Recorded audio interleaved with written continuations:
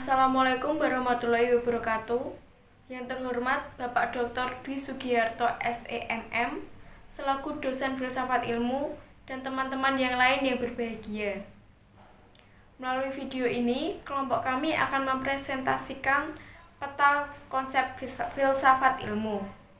Perkenalkan, saya Angelika Stioningtyas sebagai moderator dalam presentasi kali ini.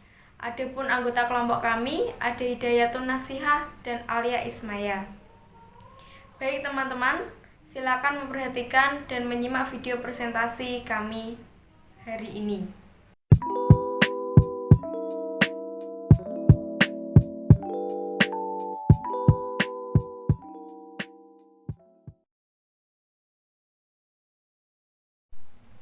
Filsafat ilmu. 1. Studi tentang asumsi landasan berpikir implementasi metode berpikir dari ilmu.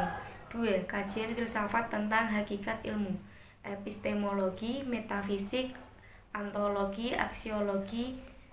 3. Perpaduan filsafat analitik ilmu baru, matematika, dan logika modern abad ke-20. Konsep sentral filsafat ilmu dibagi menjadi dua, yaitu empirisme dan rasionalisme, yang kemudian menjadi kajian berupa pengalaman atau observasi. Berpikir rasional menghasilkan hipotesis yang kemudian menjadi ontologi, epistemologi, aksiologi, dan metafisik. Kesimpulannya yaitu deduksi, induksi, verifikasi, dan falsifikasi. Makna filsafat ilmu. Filsafat cabang, sasaran, empirisme, rasionalisme, pengetahuan, ilmu. Jadi filsafat ilmu bercabang menjadi dua, yaitu cabang filsafat, sasaran, ilmu pengetahuan, dan tiang penyangga bagi ekstensi ilmu, yaitu ontologi, epistemologi, aksiologi, metafisik. Peta konsep filsafat ilmu.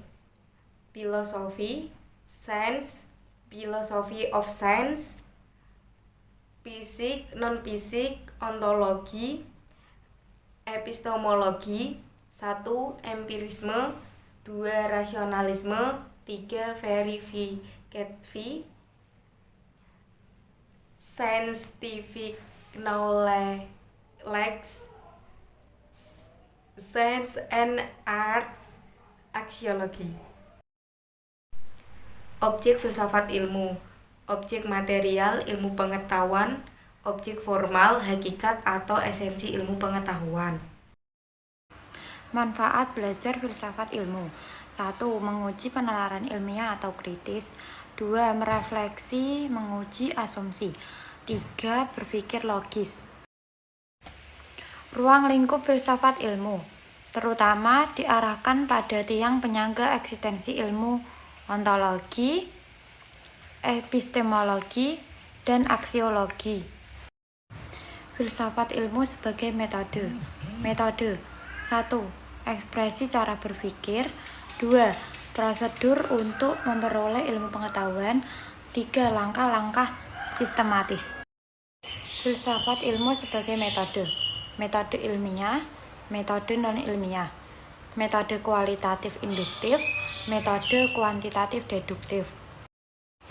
Kuantitatif, masalah, lalu penelusuran teori, penelitian terdahulu, lalu kerangka konsep, hipotesis, diuji kebenarannya, penelusuran lapangan, dan hasil.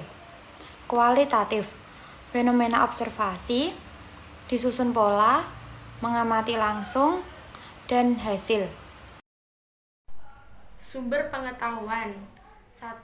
Plato dan Descartes mengemukakan sumber pengetahuan dari akal budi atau logika. Yang kedua, Francis Bacon dan Thomas Hobbes mengemukakan sumber pengetahuan dari pengalaman indrawi. Yang ketiga, ada John Locke mengemukakan sumber pengetahuan dari sensasi atau refleksi. Keempat, Immanuel Kant mengemukakan sumber pengetahuan dari akal budi dihubungkan dengan pengalaman. Yang kelima, ada Aristoteles, murid dari Plato, membagi pengetahuan rasional menjadi dua, yaitu rasional analitik dan rasional dialektika, di mana rasional analitik berpangkal pada premis yang benar dan rasional dialektika bertolak pada hipotesis. Penalaran proposisi yaitu kalimat yang sudah memiliki arti benar atau salah, di mana proposisi dibagi menjadi dua, yaitu analitik dan sintaktik. Contoh analitik, kuda adalah hewan. Predikat pada subjek, kuda tentu hewan. Contoh sintaktik, mangga itu manis. Predikat tidak terdapat pada subjek, mangga belum tentu manis. Kebenaran dibagi menjadi dua, yaitu sifatnya dan kriteria. Sifatnya terdiri dari deskriptif, instrumental, substantif atau ontologi, dan eksistensial.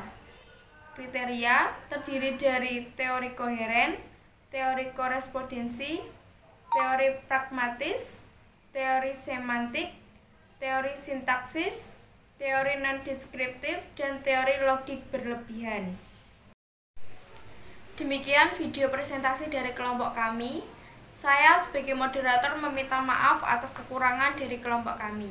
Wassalamualaikum warahmatullahi wabarakatuh.